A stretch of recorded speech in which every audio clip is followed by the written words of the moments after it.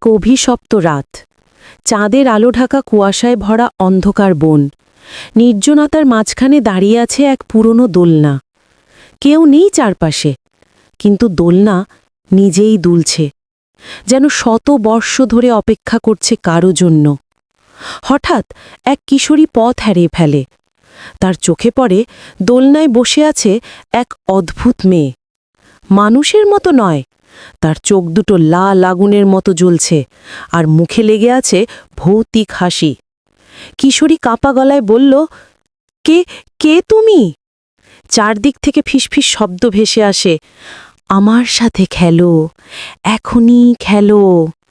গাছগুলো জীবন্ত হয়ে ওঠে।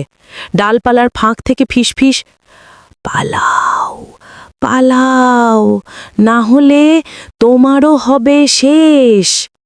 কিশোরীর পা জমে গেল মাটিতে। সে দৌড়াতে পারছে না। অদৃশ্য এক শক্তি তাকে টেনে নেয় দোলনার দিকে। দোলনার চিড়চিড় হঠাৎ বেড়ে গেল। শিশুর ভৌতিক হাসি চারপাশে ঘুরে বেড়াচ্ছে। কিশোরী চিৎকার করতে চাইলেও গলার শব্দ থেমে গেল। পাতা ঝরছে, হাওয়ার সঙ্গে অদ্ভুত ছায়া নাচছে। আকাশে চাঁদের আলো হঠাৎ অদ্ভুত রঙে বদলে যাচ্ছে। মাটিতে অদৃশ্য কাঁপন ছড়িয়ে পড়ছে। কিশোরীর পা এখন সম্পূর্ণ আটকে গেছে। সে বুঝতে পারছে এবার তার পালানোর কোনো উপায় নেই। কিন্তু হঠাৎ কিছু যেন তার পেছনে চুম্বকের মতো টানছে। কেউ বা কিছু তার অপেক্ষা করছে, অন্ধকারের গভীরে, যেখানে চাঁদের আলো পৌঁছতে পারছে না।